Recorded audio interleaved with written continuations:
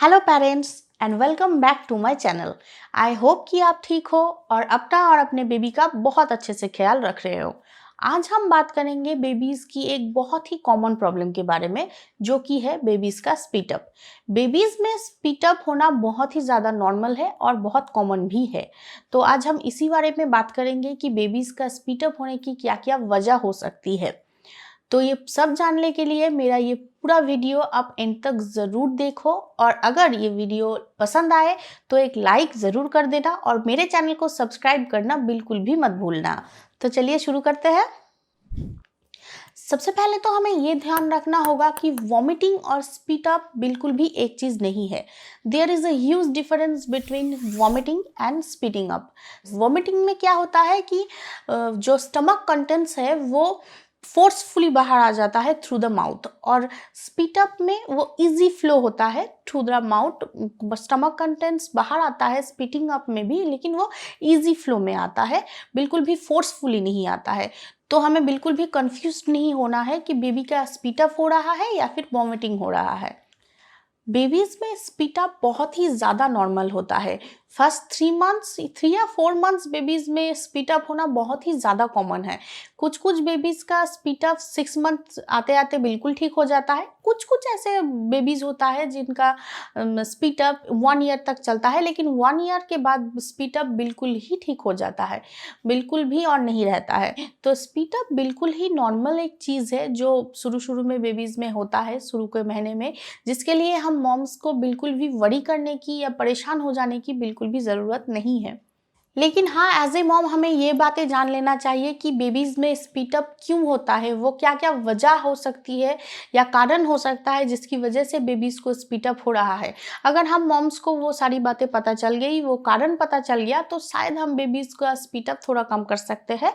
तो चलिए आज हम वही जान लेते हैं कि बेबीज़ का वो क्या क्या वजह हो सकती है स्पीट अप करने का। तो बेबीज में स्पीट अप होने का सबसे पहला जो पॉसिबल रीज़न है वो ये है कि बेबीज का ओवरफीड हो जाना। हम मॉम्स पहले पहले ये समझ नहीं पाते हैं कि बेबी को कितना मिल्क पिलाना चाहिए, तो हम बेबी को पिलाते रहते हैं और बेबी ओवरफीड हो जाता है, जिसकी वजह से बेबीज स्पीट अप करते हैं। तो अगर बेबी ओवरफीड हो जाए तो बेबीज़ को स्पीट अप हो सकता है। इसके लिए हमें ये समझना होगा कि बेबीज़ को कितना मिल्क पिलाना चाहिए, वो धीरे धीरे आ जाता है। जैसा कि मैंने बोला कि स्पीट अप पहले की 3 मंथ्स ही ज़्यादा होता है, क्योंकि वो 3 मंथ्स तो हमें भी टाइम लगता है ये जानने में कि बेबी को कितना खिलाना चाहिए। तो इसलिए स्पीट अप होने का ये बहुत बड़ी वजह हो सकता है कि हम अपने बेबी को शायद ज़्यादा खिला देते हैं और बेबी ओवरफीड हो जाता है। बेबीज का स्पीट अप होने का सेकंड जो पॉसिबल रीज़न है वो ये हो सकता है कि बेबीज बहुत जल्दी जल्दी फीड करने लगते हैं। ऐसा होता है कि बेबीज बहुत देर तक भूखा है, वो हमें समझ में नहीं आता है शायद कि बेबीज बहुत देर तक भूखा है। उसके बाद हम जब भी बेबी को फीड करवाने जाते हैं तो बेबीज बहुत जल्दी जल्दी जल्दी जल्दी फीड कर लेते हैं, जिसकी वजह से भी बेबीज को स्पीट अप हो सकता है। थर्ड जो पॉसिबल रीज़न हो सकता है स्पीट अप का वो ये है कि न्यूबॉर्न बेबीज का जो डाइजेस्टिव सिस्टम है वो अभी बन रहा हुआ होता है, अभी पूरा डेवलप नहीं हुआ होता है, जिसकी वजह से फर्स्ट फ्यू मंथ्स बेबीज में स्पीट अप होना बहुत कॉमन होता है। फिर जैसे जैसे बेबी बड़ा होता जाएगा उसका डाइजेस्टिव सिस्टम भी उतना धीरे धीरे डेवलप होता जाएगा और बेबीज का जो स्पीट अप है वो अपने आप कम होता जाएगा। तो बेबीज को इसकी वजह से भी first few months spit up होना बहुत ही ज़्यादा कॉमन है।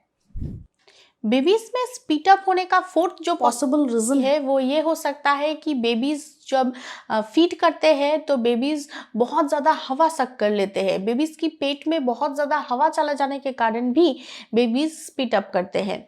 तो ये भी बहुत कॉमन है चीज़ है कि बेबीज जब फीड करते हैं तो हवा सक कर लेते हैं, जिसकी वजह से बेबीज को बर्फ करवाना बहुत ज़रूरी है। आप फीड करवाने के बीच में बेबीज को बर्फ करवाओ, फीड करवाने के बाद बर्फ करवाओ, ताकि बेबीज की पेट में जो एक्स्ट्रा एयर चला गया है वो बाहर आ जाए, और तो स्पीट अप का जो चांस है वो भी बहुत कम हो जाएगा। बेबीज में स्पीट अप होने का फिफ्थ जो पॉसिबल रीज़न है वो ये हो सकता है कि आप एज ए मॉम शायद कुछ ऐसा खा रहे हो जो आपको इस टाइम पे नहीं खाना चाहिए, क्योंकि बेबी आपका ब्रेस्ट मिल्क पी रहा है, तो आपकी गलत खाने की वजह से भी बेबी को स्पीड अप हो सकता है। फूड सेंसिटिविटी मतलब आपको एज ब्रेस्ट फीडिंग मदर शायद ऐसा कुछ खाना खा रहे हो जिससे आपको एलर्जी है, या फिर एक ब्रेस्ट फीडिंग मदर को वो खाना नहीं खाना चाहिए जो आप खा रहे हो, तो आपकी उस गलत खाने की वजह से भी बेबीज को स्पीड अप हो सकता है। बेबीज में स्पीड अप होने का 6 जो पॉसिबल रीजन है वो ये है कि ब्रेस्ट मिल्क ओवर सप्लाई और फोर्सफुल लेट डाउन की वजह से भी बेबीज को स्पीड अप हो सकता है। तो ये भी एक कारण हो सकता है बेबीज में स्पीड अप होने का। तो ये सारी वजह हो सकता है बेबीज का स्पीड अप होने का। अगर आपका बेबी बहुत अच्छे से खा पी रहा है, स्पीड अप के बाद भी अगर आप अपनी बेबी को खाना खिलाना चाहोगे तो बेबीज उसे रिफ्यूज़ नहीं करेगा, वो खाएगा।